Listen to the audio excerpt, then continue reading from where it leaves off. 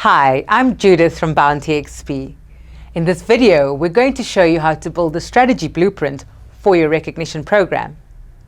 A good strategy is at the heart of any successful program. It's the why that guides the when and how. Just like aiming before you fire. We're going to start from the point where you have conducted a gap analysis and have identified that a recognition program is the right solution to your organization's problem. For your reference, if you'd like to download a PDF of this model, you'll find the link in the comments section below.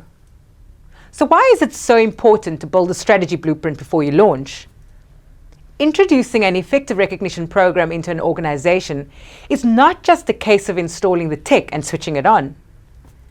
If you do that, it is bound to fail. That's why we strongly recommend taking the time to follow this process and build a blueprint for your program.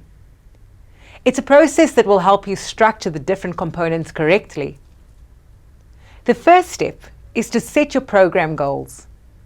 These goals should support and align employees with the organization's vision, values, and strategic business objectives. bountiXP has been built with dual recognition in mind, which means it enables managers and employees to recognize each other for living the organization's values and achieving performance targets.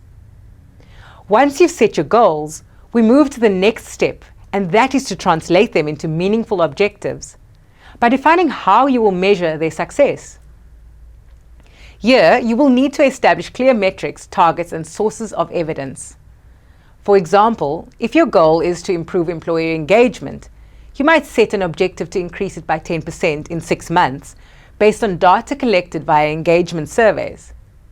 During this step, it can be helpful to develop a recognition program scorecard with weighted measures.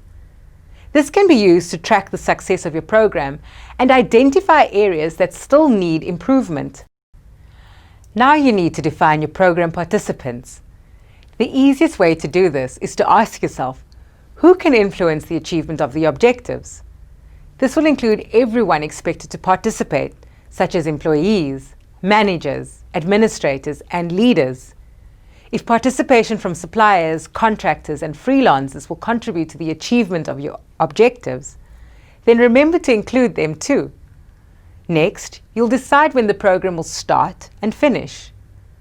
Remember that recognition practices take time to gain traction. So allow enough time for the practice of recognition to become part of the culture of your organization. Next is to define the program budget. Companies that follow best practice will allocate 1 to 2% of annual revenue to the recognition program. But we'll dive into the details of budgeting in another video. The next step, leadership and program management responsibilities, have 2 components to it. Firstly, you're going to need to form a success team to implement the program in various divisions and departments. Then secondly, it is important that your leadership and management teams are completely behind this initiative and are prepared to engage and use the platform to recognize staff. It's critically important. The program will not succeed without their involvement and support. To learn about the next steps in building your recognition strategy blueprint, join us next time when we explain how to transform your objectives into action. Till then, keep your recognition flowing on bountiXP.